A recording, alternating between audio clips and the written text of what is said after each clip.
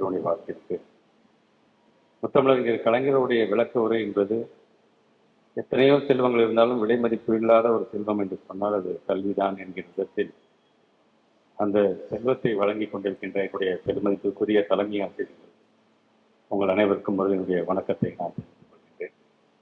நிகழ்விலே கலந்து கொண்டிருக்கின்ற நம்முடைய மாவட்டத்தினுடைய ஆட்சித்தலைவர், உரையாற்றி அமர்ந்திருக்கின்ற எங்களுடைய இயக்குனர், கலந்து கொண்டு சிறப்பித்துக் கொண்டிருக்கின்ற இந்த மாநகரத்தினுடைய வணக்கத்துக்குரிய மேயர் திருமதி திலகவதி செந்தில், துணை மேயர் லியாகத் அலி, இந்த இடத்தை நமக்கு வழங்கியிருக்கின்ற மவுண்ட் ஜியோன் மெட்ரிகுலேஷனுடைய பள்ளி முதல்வர் கிருபா ஜெயராஜ், உரையாற்றி அமர்ந்திருக்கின்ற நம்முடைய டயட் பிரின்சிபல், கலந்து கொண்டிருக்கின்ற எங்களுடைய டிஓஸ், சிஆர்டி மற்றும் வருகை தந்திருக்கின்ற ஆசிரியர் பெருமக்களுக்கு வணக்கம். சென்னையில் நடந்து முடிந்த 2 நாட்களுக்கான ஆய்வுக் கூட்டத்தை முடித்த பிறகு அங்கே வெறுமன சிஓஸ் அண்ட் டிஓஸ் மட்டும் நம்ம சந்திச்சுட்டு வந்தோம். பல்வேறு கருத்துக்களை, பல்வேறு விதமான தரவுகளை அவர்களோடு நாங்கள் பரிமாறிக்கொண்டோம். ஆனால் எந்த சிஓவும் பார்த்தீங்கன்னா தங்களுடைய தலைமை ஆசிரியர்களை விட்டுக் கொடுக்காம தான் பேசிக்கிட்டே இருந்தாங்க. அந்த விதத்தில் தான் நேரடியாக நாம் தலைமை ஆசிரியர்களை நாம் சந்தித்து விட வேண்டும் என்பதற்காக கிட்டத்தட்ட அந்த சென்னையில் நடந்து முடிந்த ஆய்வுக் கூட்டத்துக்கு பிறகு, அதன் பிறகு எஞ்சியிருந்த 6 வேலை நாட்களில் 10வது மாவட்டமாக இந்த புதுக்கோட்டை மாவட்டத்திற்கு நான் வருகை தந்திருக்கேன் என்று சொல்லும் பொழுது, எடுத்த காரியத்தை வைராக்கியத்தோடு முடிச்சு ஆகணும் என்கின்ற ஒரு ஆசை ஒரு பள்ளிக்கல்வித்துறை அமைச்சராக எனக்கு இருக்கின்றது.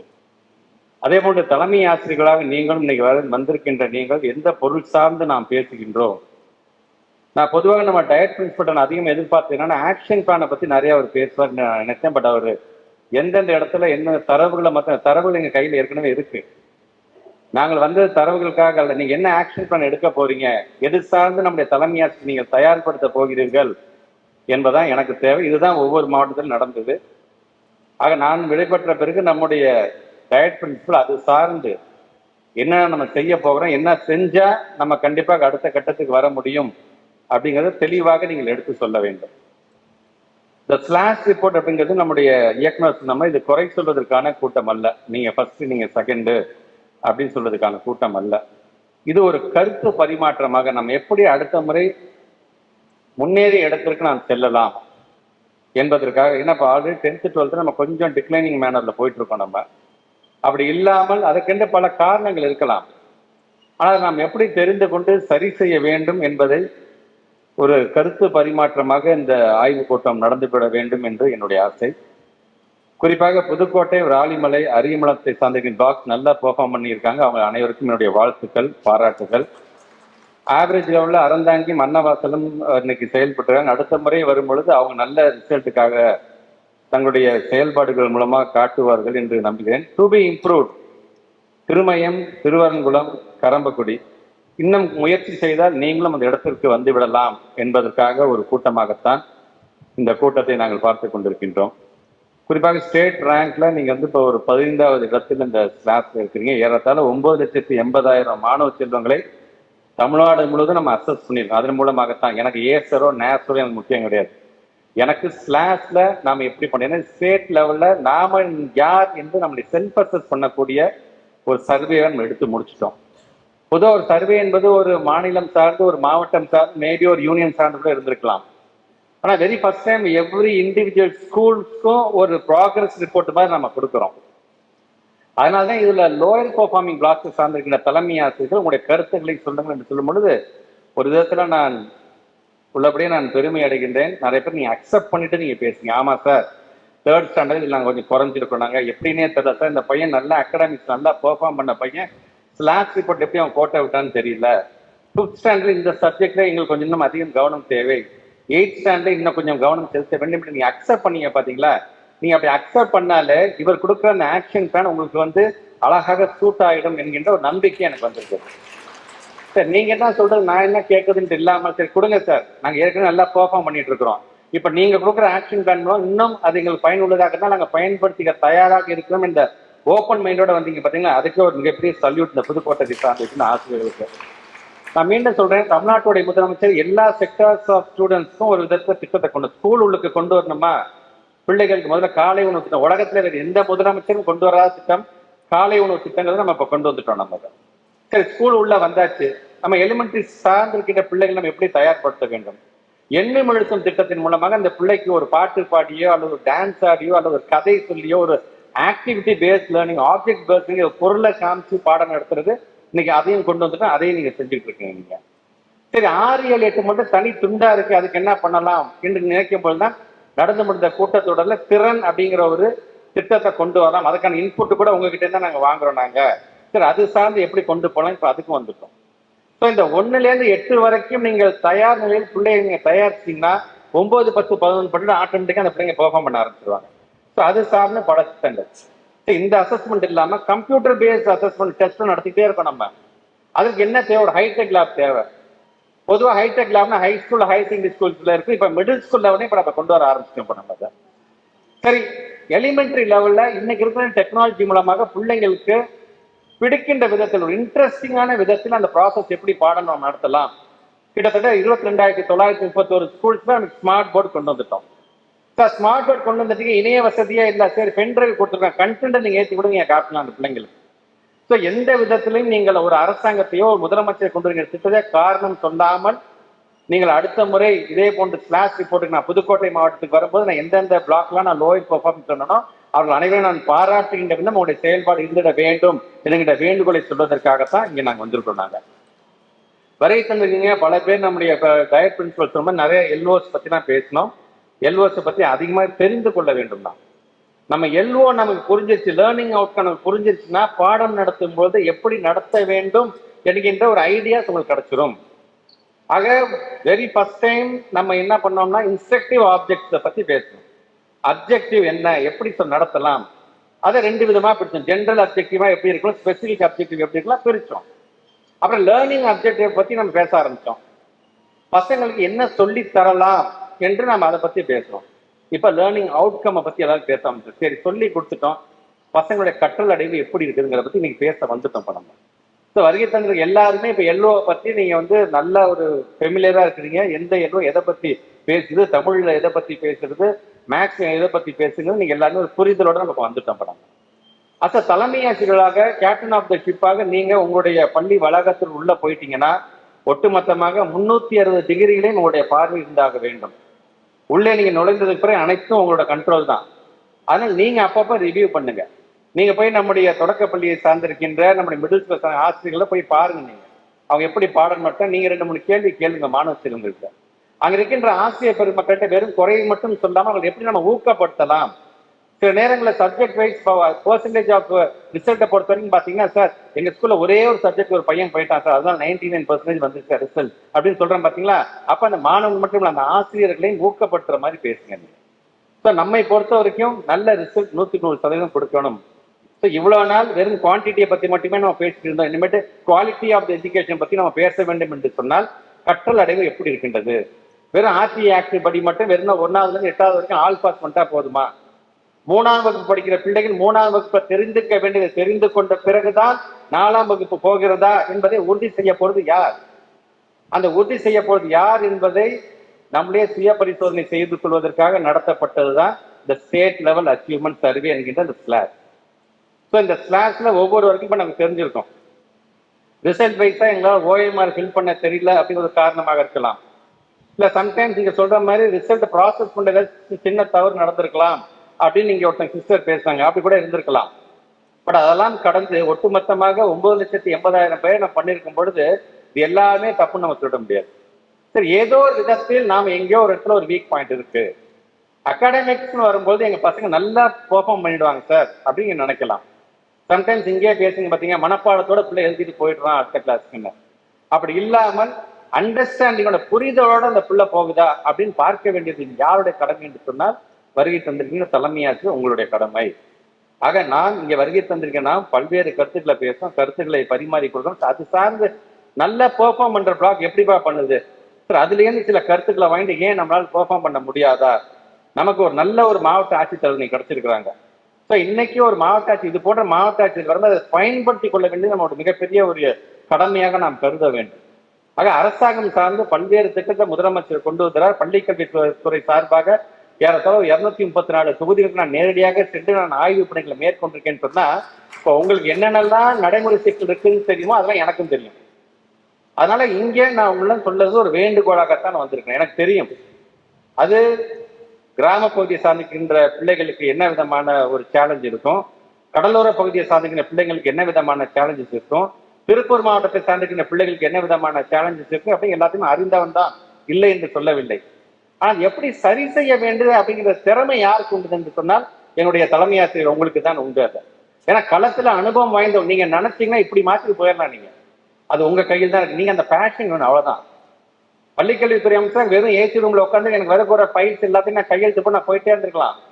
எனக்கான மரியாதை எனக்கு இருக்கதான் போகிறது. சட்டமன்றம் எப்ப கூடுதோ அப்ப மட்டும் நான் போயிட்டு வரலாம்.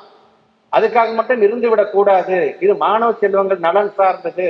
ஒட்டுமொத்தமாக தமிழ்நாட்டை நம்ம அறிவு சார்ந்த சமுதாயம் மாற்ற வேண்டும் என்று சொன்னா படிக்கிற ஒவ்வொரு பிள்ளையும் நம்ம பிள்ளை மாதிரி பார்க்கணும்னு ஆசைப்படுறேன் பாத்தீங்களா? அது போன்று நீங்களும் ஆசைப்படுங்கள். எந்த ஒரு பொறுப்பை நாம் எடுத்துக்கொண்டா அந்த பேஷனேட்டா பண்ணுங்க. நீங்க ஆமாம் நான் தலைமை ஆசிரியர் தான், இனி பாருங்க சார் அடுத்து நாங்க என்னென்ன செய்ய போகிறோம், உங்களுக்கு உதவுறதுக்கு இன்னைக்கு நம்ம டயட் இருக்கிறாங்க, டயட் பிரின்சிபல்ஸ் இருக்காங்க, பிஆர்சிஸ் இருக்கிறார்கள். உங்களுக்குன்னு உங்களை கரத்தை வலுப்படுத்த எல்லாமே இருக்கு. என்னென்ன தேவை என்பதை சொல்லுங்க. உங்களுடைய வீக்னஸ் என்ன நீங்க கண்டுபிடிச்சாலே போதும், நீங்க சரியான பாதையை நோக்கி ஈஸியா போயிட முடியும். அப்படி போகும் பொழுது உங்களுக்கு என்னென்ன தேவையோ செய்வதற்கு மாவட்ட ஆட்சித்தலைவர் இருக்கிறாங்க, நம்மளுடைய சிஓர்லாம் இருக்கிறாங்க, சரி எல்லாருமே இருக்கிறோம் நாங்க எல்லாமே. சார் எனக்கு தேவை உங்களுடைய அக்செப்டன்ஸ், அவ்வளவுதான். ஆமா சார் நீங்க சொல்றது கரெக்ட் தான், இனி நாங்கள் எங்களுக்கு தயார்படுத்திக்கிறோம் அப்படிங்கிற அக்செப்டன்ஸ் தான் எனக்கு தேவை. 2 நாட்கள் சென்னையில் நடந்த கூட்டத்தை பொறுத்த வரைக்கும் இங்க நம்முடைய நரேஷ் சொன்ன மாதிரி எத்தனை பள்ளிக்கூடங்கள் ஒரு மாவட்டத்தில் இருக்கின்றது, எத்தனை பள்ளிக்கூடங்களுக்கு இன்ஃப்ராஸ்ட்ரக்சர் இன்னும் தேவைப்படுது, எந்தெந்த இடத்துலலாம் இன்ஃப்ராஸ்ட்ரக்சருக்கான வேலை நடைபெற்றுக் கொண்டிருக்கின்றது, டிராப் அவுட்டுக்கான காரணங்கள் என்னவாக இருக்கின்றது. சில நேரங்களில் சொல்றோம் நம்மளே, இல்லைங்க பெற்றவங்களுக்கு அந்த அவேர்னஸே இல்லை, விழிப்புணர்வே இல்லை, பிள்ளைங்களை சேர்க்கவே மாட்டேங்கிறாங்கன்னு. ஆனா இன்னைக்கு இருக்கின்ற டெக்னாலஜி நம்ம அப்படி சொல்லிவிட முடியாது. இன்னைக்கு பசங்க நினைச்சா, நீங்க நினைச்சா போய் பெற்றவங்கள்ட்ட சொல்லலாம் என்னென்னலாம் ஒரு அரசாங்கம் கொண்டு வருகின்றது. ஒண்ணு வேணாம், ஜூலை 15ஆம் தேதி நம்முடைய மாண்பு தமிழ்நாட்டு முதலமைச்சர் தமிழ்நாடு முழுவதும் ஒரு 10,000 முகாம்கள் அமைக்க இருக்கிறார். ஏறத்தாழ 13 வகையான துறைகள், 40 வகையான சேவைகள் பொதுமக்களுக்கு வழங்க இருக்கிறார். நீங்க நம்முடைய மாவட்ட ஆட்சித்தலைவர் மூலமாக, சிஓ மூலமாக நீங்க தெரிந்து கொண்டு நம்முடைய பகுதியில் எங்கெங்கெல்லாம் முகாம் நடைபெற போகின்றது அந்த முகாம் அருகில் இருக்கக்கூடிய ஒரு தலைமை ஆசிரியர்கள் என்ன பள்ளிக்கூடம் தலைமை ஆசிரியர் ஸ்டால் போட்டு உட்காருங்க. நீங்க உட்கார்ந்தீங்கன்னா நம்ம இதுவரைக்கும் என்னென்ன திட்டத்தை தமிழ்நாடு முதலமைச்சர் கொண்டு வந்திருக்கிறார், என்னென்ன திட்டங்கள்லாம் இன்னும் இருக்குதுங்கிற விழிப்புணர்வு கொடுக்குற மாதிரி நீங்க போடுங்க. அங்க வரக்கூடிய பொதுமக்கள் தெரிந்து கொள்ளட்டும். ஸோ நம்மளால முடிந்த வரைக்கும் இது போன்ற முகாம்களை நம் பக்கம் நாம் எப்படி பயன்படுத்திக் கொள்ளலாம் என்கின்ற விதத்திலும் நீங்கள் செயல்பட வேண்டும். ஒவ்வொரு பள்ளிக்கூடத்திலும் இருக்கின்ற பிடி அண்ட் எஸ்எம்சியை பயன்படுத்தி கொண்டு என்ரோல்மெண்ட் அதிகமாகப்படுத்துங்க. சார் இந்த முறை எங்களால் ஒரே ஒரு பிள்ளையா தான் சார் சேர்க்க முடிச்சு ஸ்கூல்ல. சார் இந்த முறை 5 வயசு கடந்த பிள்ளைங்களே அந்த ஹேபிட்டட்ல இல்லை சார், அதனால ஒரு பிள்ளைய கூட எங்களால் சேர்க்க முடியல சார், முதற்கொண்டு கணக்கு நாங்கள் வச்சிருப்போம் நாங்கள். ஸோ சில இடத்துல சார் 34 பிள்ளைங்க தான் சார், இன்னைக்கு 95 பிள்ளைங்க நாங்கள் சேர்த்திருக்கோம் என்று எங்களுடைய ஆசிரியர்கள் சொல்வதை நான் பார்க்க பெருமையாக இருக்கின்றது. ஸோ என்ரோல்மெண்ட்டையும் அதிகப்படுத்துங்கள். உங்களுக்கு என்னென்ன செய்வ திட்டத்தின் மூலமாக நம்முடைய முதலமைச்சர் செய்வதற்கு இன்னைக்கு தயாராக இருக்க செஞ்சுட்டு இருக்கோம். ஏன் நடந்து முடிந்த கூட்டத்தொடரில் கூட பார்த்தீங்கன்னா இடத்துல 65 கோடி ரூபாய் ஒதுக்கீடு செய்யப்பட்டு ஒரு 2676 பள்ளிக்கூடத்தில் இருக்கின்ற திறன்மிகு வகுப்பை அப்கிரேட் பண்ணணும்னு இப்ப நாங்கள் முடிவு பண்ணியிருக்கிறோம். இது மட்டுமல்ல 56 கோடி ரூபாய் இன்னைக்கு நிதி ஒதுக்கீடு செய்யப்பட்டு ஏற்கனவே இருக்கக்கூடிய ஹைடெக் லேப் 880 ஹைடெக் லேபை இன்னைக்கு அப்கிரேட் பண்றதுக்கான வேலையை நம்ம செய்ய போறோம். இது இல்லாம 160 கோடி ரூபாய் ஒதுக்கீடு செய்யப்பட்டு 2000 ஸ்கூல்ஸ்ல புதிதாக ஹைடெக் லேப் நம்ம கொண்டு வர போறோம். நம்ம என்ன குறை வச்சிருக்கோம், நம்ம துறை சார்ந்து நாம் எந்த இடத்துல இல்லாம எல்லா டெக்னாலஜி பேஸ், உலகத்துல ஏதாச்சும் டெக்னாலஜி வந்தா அடுத்த ஒரு வாரத்தை தமிழ்நாட்டு பிள்ளைங்க எல்லாம் தெரிஞ்சுக்குவாங்கப்பா அப்படிங்கிற அளவுக்கு டெக்னாலஜி நம்ம கொண்டு வந்துட்டு இருக்கோம். நாம உங்களிடம் நாங்க எதிர்பார்ப்பது உன்னே ஒன்றுதான், உங்களுடைய ஒத்துழைப்பு. ஏற்கனவே நல்லா செஞ்சுட்டு இருக்கீங்க, நல்லா பெர்ஃபார்ம் பண்றீங்க. மாவட்ட ஆட்சித்தலைவர் பெருமையாக சொன்னார், சிஓவும் எங்கள்கிட்ட சென்னையில சொன்னார், இன்னும் கொஞ்சம் நாம் ஆசைப்பட்டோம்னா இங்க வந்திருக்க மாதிரி சில பிளாக்ஸ் நம்ம சொல்றோம் பாத்தீங்களா, கரம்பக்குடி சார்ந்திருக்கிற பிளாக், திருவரங்குளம் சார்ந்திருக்கிற பிளாக், நீங்க கொஞ்சம் கை கொடுத்துட்டீங்கன்னா அடுத்த முறை நம்முடைய புதுக்கோட்டை அப்படிங்கிற இந்த டிஸ்ட்ரிக்ட் இன்னும் முன்னேற்றத்துல வந்துடும் என்கின்ற நம்பிக்கை எனக்கு இருக்கின்றது. ஆக அந்த நம்பிக்கையோடு நீங்களும் இருக்க வேண்டும் என்பதற்காக உங்களை நேரடியாக சந்திக்க வேண்டும் என்று நாங்கள் ஆசைப்பட்டோம். ஆக வருகை தந்திருக்கின்ற நம்முடைய தலைமையாச்சு இன்னையிலேருந்து ஒரு முடிவு எடுத்துக்கோங்க. ஸோ 358 பொறுத்த வரைக்கும் உங்க கைக்கு இப்போ ப்ராக்ரஸ் கார்டு வந்துருச்சு. நீங்க வெறும் அமைச்சர் மட்டும் சிஓடிஓ அழைச்சு பார்த்தா பேசா பத்தாது, சிஓஸ் வெறும் டிஓ பிஓஸ் அழைச்சு பேசினா பத்தாது, பிஓஸ் ஹெச்எம்ஸ் அடிக்கடி பேசுங்க. ஹெச்எம்ஸ் நீங்க உங்களுடைய ஸ்கூல்ல இருக்கிற மற்ற டீச்சர்ஸ் எல்லாத்தையும் அழைச்சி ஒரு ரிவ்யூ மீட்டிங் மாதிரி நடத்துங்க. அப்பப்ப ஊக்கத்தை கொடுங்க. நீங்க கொடுக்குற ஊக்கத்துல தான் இருக்கின்றது. நீங்க ஊக்கம் கொடுத்தீங்கன்னா எங்க தொடக்க கல்வி ஆசிரியர்களாக இருந்தாலும் சரி, நடுநிலை இன்னும் பெர்ஃபார்ம் பண்றதுக்கு தயாராக இருக்கிறாரு என்று நான் தெரிவிக்க கடமைப்பட்டிருக்கேன். அதனால உங்களை பொறுத்த வரைக்கும் உங்களுக்கும் உங்கள் கீழ் பணியாற்றக்கூடிய மற்ற ஆசிரியர் பெருமக்களுக்கான உறவு சுமூகமான உறவாக இருக்க வேண்டும். நம்ம எச்எம் தானே சொல்றாங்க, நம்ம எச்எம் செய்யாம நம்ம ஸ்கூல் செய்யாம வேற யார் செய்ய போகிறா இந்த எண்ணத்தை விதைக்கின்ற மாதிரி இருக்குன்னா அந்த பீப்புள் மேனேஜ்மெண்ட்ங்கிறது சாதாரண விஷயம் கிடையாது. அதே மாதிரி இன்னோவேட்டிவா திங்க் பண்ணுங்க. நம்மளுடைய மாநிலத்தை சார்ந்திருக்கின்ற ஆசிரியர் பெருமக்களுக்கும் மற்ற மாநிலத்துக்கு பெருமை என்ன தெரியுமா? இன்னைக்கு உதாரணத்துக்கு பொள்ளாச்சியை சார்ந்திருக்கின்ற அங்க இருக்கின்ற ஒரு கிணத்துக்கடவு பகுதியை சார்ந்திருக்கின்ற சாந்தாமணி அப்படிங்கிற ஒரு டீச்சர், 2 கண்ணுமே தெரியாது அவங்களுக்கு அந்த டீச்சருக்கு. ஆனால் அந்த டீச்சரை பொறுத்த வரைக்கும் மிகவும் கஷ்டமான பாடத்தை கூட எப்படி எளிதாக எடுக்கலாம் என்று ஒரு வீடியோ எடுத்து அதை கிட்டத்தட்ட 500 வீடியோக்களை இன்னைக்கு யூடியூப்ல போட்டிருக்காங்க. எங்க கிணத்துக்கடவு பசங்க மட்டும் பயன்பட்டா போதாது, ஒட்டுமொத்த தமிழ்நாட்டு பிள்ளைங்களும் பயன்பெறணும்னு சொல்றாங்க. பாத்தீங்களா, நம்ம டீச்சருக்கு தனித்துவமே அதுதான். நீங்க இந்தியாவில எந்த மாநிலத்துக்கு போய் பாருங்க, கேட்டு பாருங்க, கேள்விப்பட்டு பாருங்க, இந்த மாதிரி அர்ப்பணிப்புணர்வோடு பணியாற்றக்கூடிய டீச்சர்ஸ் வேற எங்கேயுமே நீங்க பார்க்க முடியாது. அது மட்டும் இல்ல, நான் கன்னியாகுமரி மாவட்டத்துக்கு செல்லும்போது அங்க ஒரு கணித மரம்னே வச்சிருக்கிறாங்க. நான் பல இடங்களில் நான் சொல்றதுதான். இன்டர்வல் டயத்தில் இந்த பிள்ளைங்க விளையாட வரும்போது அங்க இருக்கின்ற மரம் முழுவதும் கணக்கு பாடத்தினுடைய அந்த ஃபார்முலா தங்கங்க தொங்கிட்டு இருக்கு. அந்த பிள்ளைங்க விளையாடும் போது கூட அதை போய் பார்த்து ஏதோ 2 நாள் தெரிஞ்சுக்கலாமேங்கிற அளவுக்கு ஒரு டீச்சர் செய்கிறாங்க. ஸோ இப்படி அந்த புதுமையை எப்படி புகுத்தலாம், பசங்களுக்கு எவ்வளவு அந்த கற்றலும் கற்பித்தல் மகிழ்ச்சியாக இருக்க வேண்டும். அப்படி இருந்தாலே போதும், பிள்ளைங்க கண்டிப்பாக பெர்ஃபார்ம் பண்ணுவாங்கிற நம்பிக்கை இருக்கின்றது. அது யார் கையில் இருக்கின்றது சொன்னால் தலைமை ஆசிரியர்கள் உங்கள் கையில் தான் இருக்கின்றது. பிள்ளைங்களுக்கு பாடம் நடத்துகின்ற அதே ஒழுக்கத்தை பத்தியும் எடுத்து சொல்லணும். இன்னைக்கு ரொம்ப ஒரு நீடாவது அவராக இருக்கின்றது. நிறைய டிஸ்ட்ராக்ஷன்ஸ் பிள்ளைங்களுக்கு வந்துச்சு. பிகாஸ் ஆஃப் த டெக்னாலஜி தான். வரமாகவும் இருக்கின்றது, சாபமாகவும் இருக்கின்றது. அதை கண்டறிய வேண்டியது யாருடைய பொறுப்பு என்று சொன்னால் ஆசிரியர் பெருமக்கள். நம்மளுடைய அது மிகப்பெரிய ஒரு கடமையாகத்தான் அதை நான் பார்க்கிறேன் நான். ஸோ அந்த விதத்தில் நம்முடைய பிள்ளைகளை தயார்படுத்துங்கள். 3ஆம் வகுப்பு, 5ஆம் வகுப்பு, 8ஆம் வகுப்பு எண்ணெய் திட்டம் போது 5வது கொண்டு வந்துட்டோம். இப்போ 8ஆவதுல நம்ம பெர்ஃபார்மன்ஸ் கம்மியா இருக்கு. அதுக்கு காரணம் நாம கிடையாது. இந்த 8ஆம் வகுப்பு படிக்கிற பிள்ளைகள் எல்லாருமே பாத்தீங்கன்னா 2019, 2020, 2021 தொடக்கத்தில் இருக்கின்ற கொரோனால மாற்றின பிள்ளைங்க இந்த பிள்ளைங்க எல்லாருமே. ஸோ அதையும் நாங்கள் உணர்ந்துதான் நம்ம அசஸ் பண்ணிட்டே இருக்கேன். ஒவ்வொரு விஷயத்தையும் ஏன் எங்க ஆசிரியர்கள் போட்டோ விட மாட்டாங்களே, அப்ப அது ஏதோ ஒரு காரணம் இருக்குமே, அப்ப இதுதான் காரணம் என்பதை நானும் அறிந்திருக்கிறேன், இல்லை என்று சொல்லவில்லை. அறிந்த காரணத்தினால்தான் நீங்க பல்வேறு இல்லம் தேடி கல்வியிலிருந்து பல்வேறு திட்டத்தை முதலமைச்சர் கொண்டு வருகிறார் என்று சொல்லும் பொழுது, ஒரு ஸ்டேட் சார்ந்த திட்டத்தை நாங்கள் கொண்டு வரும்போது சொல்லும்போது நீங்க ஸ்கூல் சார்ந்து நாம என்ன செய்யலாம் அப்படின்னு நீங்களும் அதை திங்க் பண்ண வேண்டும். ஸோ அந்த இன்னோவேஷன் தான் ரொம்ப ரொம்ப முக்கியமாக இருக்கின்றது. அதுக்காகத்தான் அதை நான் சொல்றேன்.